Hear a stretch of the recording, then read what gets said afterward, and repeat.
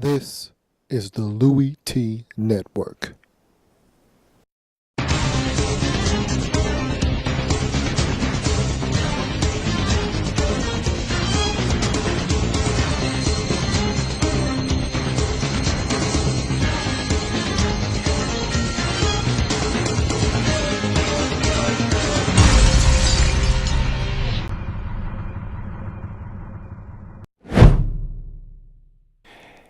If you're watching this, most likely, and I can't confirm nor deny this, but you've seen part one. Thank you for coming back to watch part two. And here is part two of week 2, Pro Football Central Weekly, my interview with Turron Davenport. This is a Pro Football Central exclusive. As always, pleased to be joined by a great friend of the show, writer for BaseSportsNet.com and co-host of Niner Talk Central, Turron Davenport. How you doing today, man? Oh, man, I'm doing well. How about you? I'm having a great day. Today is Thursday. It's football day, so getting ready for that Patriots and Jets matchup. But anytime we have you on the program, it's time to talk 49ers. And before we get to that title fight between the San Francisco 49ers and the Seattle Seahawks coming up this Sunday night, I want to put a bow on the game that took place this past Sunday versus the Green Bay Packers. And we talked about, it's funny because last time we spoke, you talked about Vernon Davis having a monster year and he got off to a great start. But did you see this coming, this offensive explosion? Did you see Kaepernick throwing for over 400 yards? And I know that's a huge statement. I mean, 400 yards, that's a lot of yards. But I think I know the answer. I think I know what you're going to say. But could you have forecast what was going to occur in this game? The Packers are no slouch on the defensive side of the football, and he just went out and carved them up. And could you have foreseen what Anquan Bolden was about to do? Well, I'll start from the bottom first in the Anquan Bolden situation. There is not a person on this planet outside of Anquan Bolden himself that could have even thought that that was going to happen. And in the post-game situation, the press conference, Bolden himself said he didn't even think it was going to happen. Yeah. So, no, I surely didn't think that that was going to be what we had, the explosion. You know, I knew that he would come in and be a factor in the passing game just because of the relationship that I saw he and Kaepernick develop. So it was a surprise there. As far as Kaepernick and his yardage, no, I wasn't saying that he would pass for 400 yards, but I did on another show say that he would have a better passing game than Aaron Rodgers, and it was upheld. Yes, he had the definitely. 3 touchdowns, 400 yards, and 0 interceptions. Aaron Rodgers had 1 interception. Right. So that is something that I did predict. Also, the passing game itself, I knew that they were going to do a good job of passing the ball, just simply because there was so much focus on stopping the read option. Right. And you talked about that last week. And I want to flip the script a little bit and talk about this running game. What happened to the running game? Frank Gore, 21 carries, 47 yards. The Packers definitely put an emphasis on stopping the run, but 21 carries, 47 yards for Frank Gore, that can't happen going into week 2. What happened in this game in terms of the running game? Well, I mean, it was one of those things where the Packers, they did a lot of run blitzing, and they were so concerned about keeping the 49ers from being able to move the ball on the ground, and that was the focus. They ran a lot of zone, and that opened things up in the passing game. And actually, I watched Greg Roman's press conference today, and he said, simply put, they took what the Packers gave them. And, the Packers in that loose zone defense that they were playing, they gave them the passing game. And then not to mention Morgan Burnett, one of the better safeties in the NFL. Their best safety was out, right, along with Casey Hayward, a really solid zone corner. Yeah. So they were weakened against the pass, and the 49ers being the team that they are, the well-coached staff that they have, they exploited the weakness.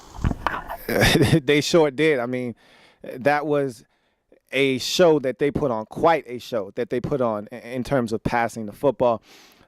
I gotta bite you on this one. I gotta bite you on this one, Turron, because last time we spoke, you talked to me about how you love the tempo of the offense in the preseason, and watching this game, couple of delay of games, offense a little sluggish in terms of getting in and out of the huddle. Talk to me about this tempo that you were bragging about in the preseason.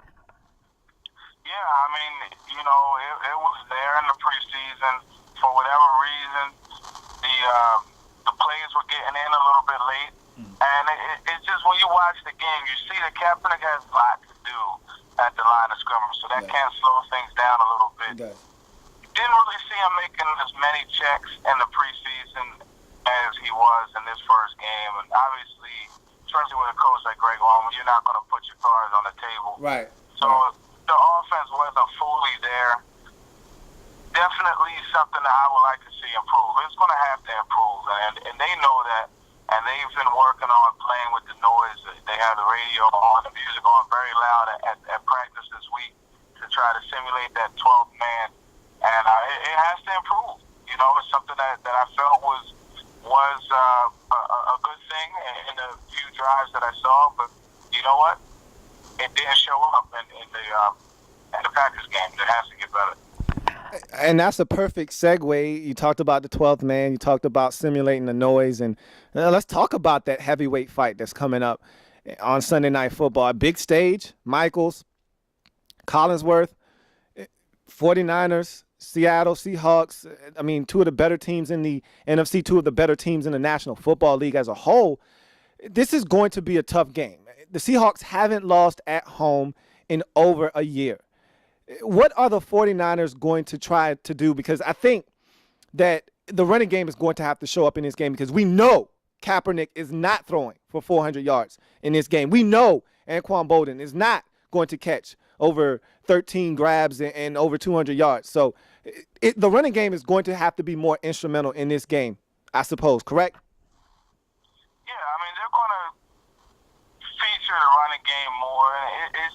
This team is able to adapt to pretty much whatever is put in front of them.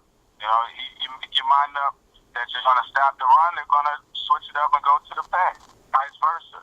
Somebody said it last week, I forget who it was, but, just when you think you have all the answers, Jim Harbaugh changes the question. That's pretty much a good way to just paraphrase the way this team operates.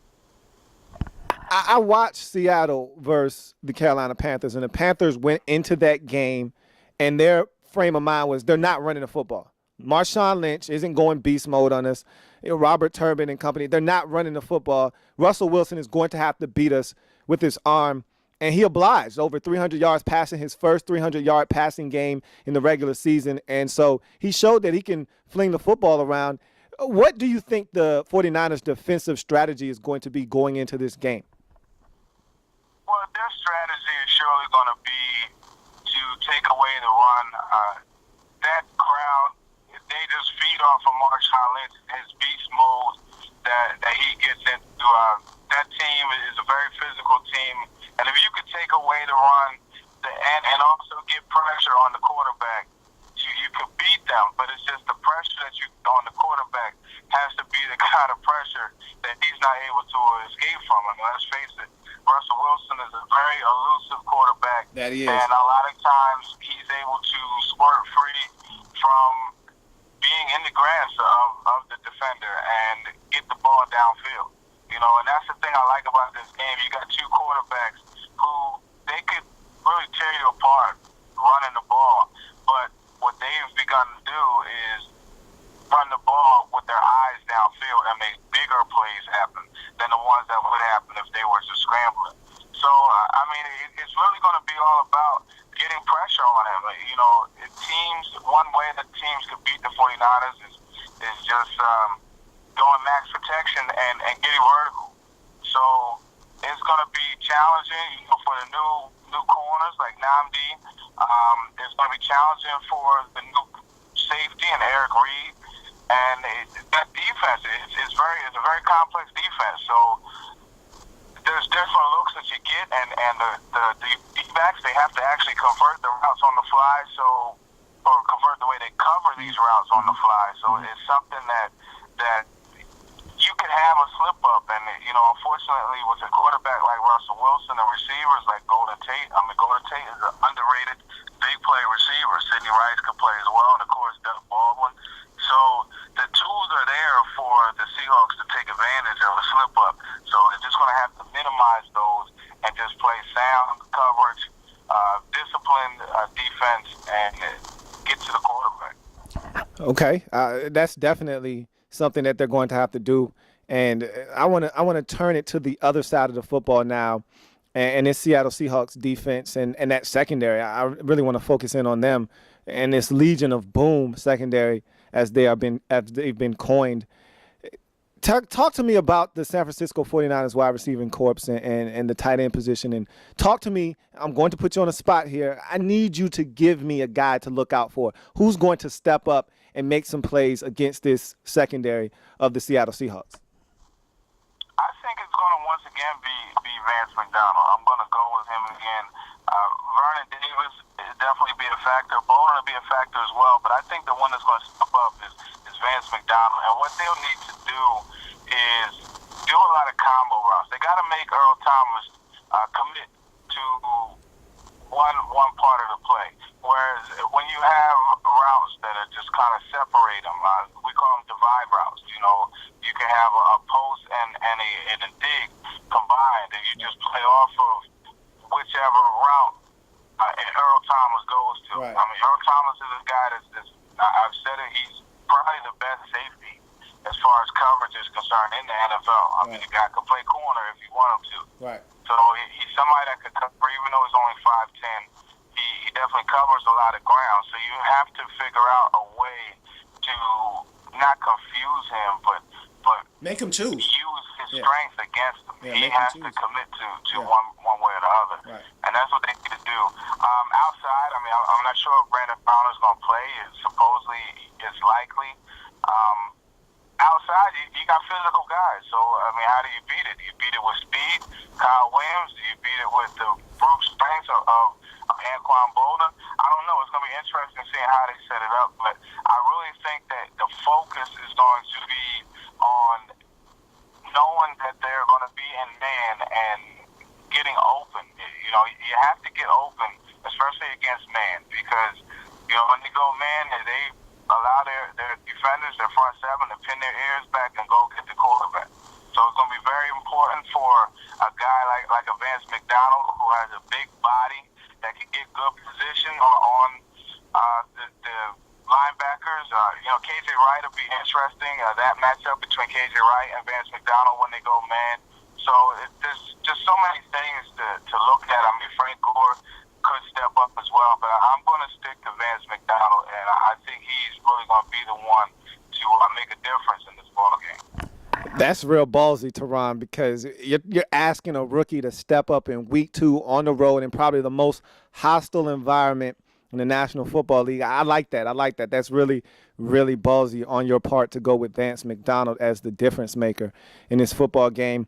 I think the Seattle Seahawks, they didn't get a lot of pressure last week on Cam Newton, and they're supposed to be getting Cliff Averill back this week, but I don't know how big of a difference that makes. He hasn't played all season long, so he's probably going to be a little rusty. So we'll see how that dynamic works out. But like you said, very interesting matchups will be assessed in this game as it unfolds. Now I want to get to something I like to do with all my guests when I have them on the program. It's called the 2-minute offense.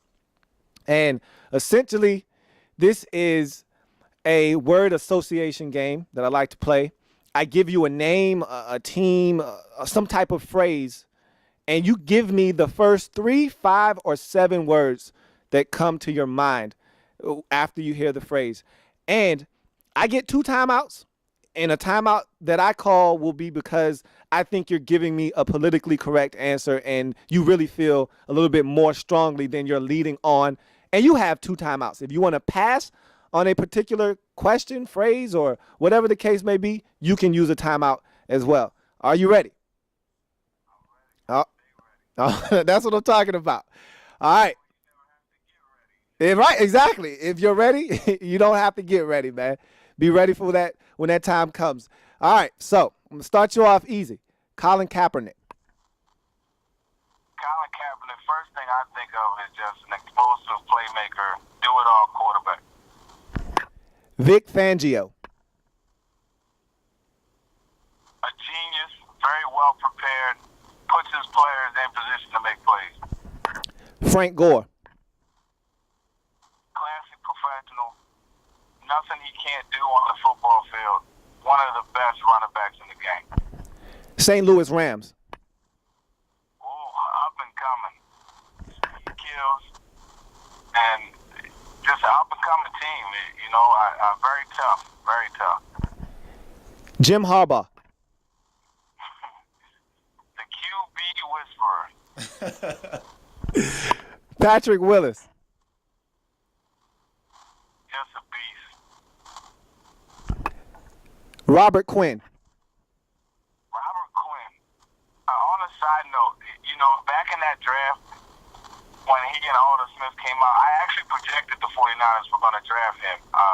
Robert Quinn, you know, I'm going to go with courage, with how he overcame the tumor that he had, that made people question him coming out of the draft. Right.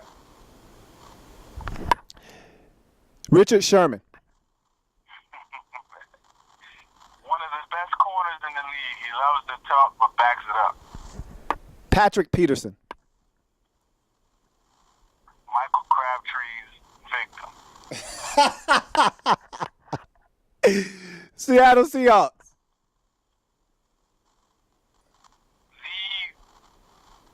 One of the toughest teams in the NFL. Very well coached, complete, run the ball, and they have a great quarterback. Trent Baalke. Trent Baalke, the orchestrator. A very good judge of talent, shrewd judge of talent, and he put together a very good football team. Alex Smith. Captain check down. A very efficient quarterback, and he's very efficient, but not great quarterback. I think you said it right the first time. You could have left the rest of that out. A.J. Jenkins. A.J. Jenkins, a mystery. You know, 4'3", 40, but 2 nonchalant. Okay. Ian Williams. Ian Williams. Strong, fast, stout against the run. Arizona Cardinals. Arizona Cardinals. They finally got a quarterback. Namdi Asmwa. Namdi. Oh, the first thing I think of is the 3rd and 15 Jordy Nelson 17-yard game. Greg Roman. Say it again? Greg Roman. The mad scientist. Another one that as soon as you think you have the questions or the answers to the questions, he changes the questions. Man, great play caller and ballsy. He likes to mess with teams. San Francisco 49ers. A complete football team can get better in the secondary, but they will go as far as that front seven and Colin Kaepernick take them. Absolutely. A good stuff, Turron. Can't let you go without a prediction. Got to put you on the spot one more time. What do you have for me? Sunday Night Football, 49ers traveling to Seattle to take on the Seahawks. What do you have? The objective person inside of me is going to take Seattle. They're just at home. 27-24 Seahawks.